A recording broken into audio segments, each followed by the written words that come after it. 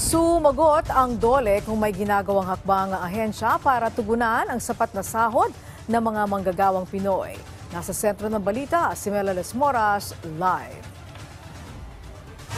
Angelic, tiniyak ng Department of Labor and Employment na gumagawa na sila ng mga hakbang para makamtan ang living wage para sa mga manggagawang Pilipino sa bansa. Isa nga ito sa mga natalakay sa budget hearing dito sa Kamara kasama ang DOLE. Pasado alas 9 ng umaga kanina nang magsimula ang pagdinig ng House Committee on Appropriations ukol sa panukalang pondo ng Department of Labor and Employment para sa susunod na taon.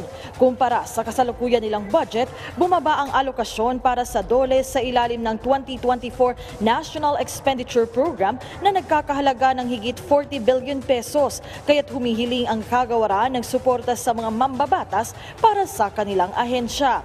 Sa presentation ni DOLE Secretary Bienvenido Laguesma, inilatag niya ang mahalagang programa ng kanilang ahensya na sana'y patuloy anya nilang magawa para na rin sa kapakanan ng ating mga manggagawa. Pero kasabay niyan, paulit-ulit namang naungkat sa pagdinig ang issue ukol sa living wage sa Pilipinas. Ang ipinupunto kasi ng mga mambabatas, sana'y mataasan pa ang sahod ng mga manggagawang Pilipino sa pangkalahatan para naman tunay na nakabubuhay ang hanap buhay ng ating mga kababayan.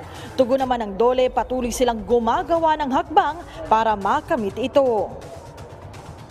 Hindi po madaling gawain o tungkulin ang balansehin o timbangin ang kalagayan, pangangailangan ng atin pong mga manggagawa. Ganun din naman po sa kakayahan, kapasidad ng atin pong mga namumuhunan. Sinasaalang-alang po kasi ng ating pong mga regional tripartite wages and productivity boards yung pagkakataon na tayo po ay makatulong na lalong lumakas o lumago ang mga maliliit na kumpanya.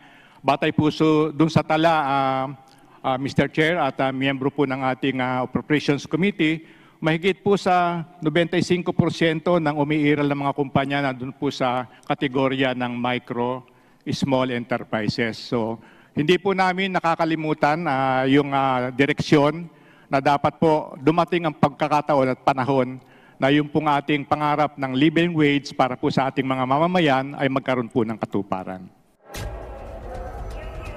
Angelic, bukod naman sa DOLE ay inaabangan din ngayong hapon dito sa Kamara ang pagdinig naman o deliberasyon ng panukalang pondo ng Department of Migrant Workers para sa susunod na taon.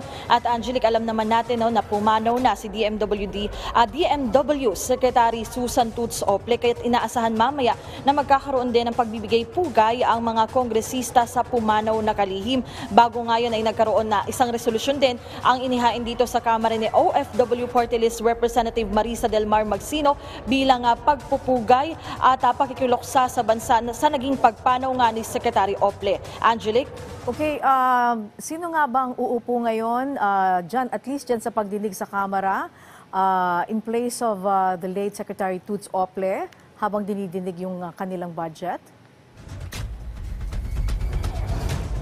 Angelic, sa ngayon kasi kinukumpirma pa natin kung sino-sino yung dadalo rito nga sa budget hearing para sa DMW occasion at talagang traditionally, Angelic, for context sa ating mga kababayan, dapat ay mismong kalihim yung nangunguna sa delegasyon ng isang ahensya naharap nga sa mga kongresista. Pero sa ngayon, Angelic, inaalam natin yan kasi nga as of the moment yung DOLE pa rin yung nakasalang bagamat samantala munang nakabreak itong pagdinig ng House Committee on Appropriations. Pero Angelic, mamaya nga kapag yan na inakumpirma natin, agad din natin yung ipapaalam sa ating mga kababayan. Angelic? Okay, Mela, balikan lang natin ang DOLE. Sa bawat budget hearing, mainit yung issue kung paano ginagamit ng ahensya ang kanilang budget. Ngayon, bago sila humingi ng panibagong budget, kamusta naman kaya ang budget utilization ng DOLE? Angelic, kanina nga sa presentation ni Secretary Laguesma, isa yan yung sa mga natalakay niya.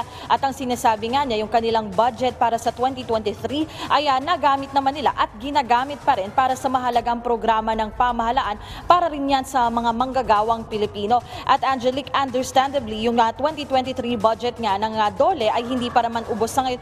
Pero nga dahil hindi pa rin naman tapos ang taong 2023. At ang sinasabi nga ni Secretary Laguesma, may catch-up plan na rin sila para matiyak na talagang magiging mahusay yung kanilang budget utilization. Angelique? Okay, maraming salamat, Mela Lesmoras.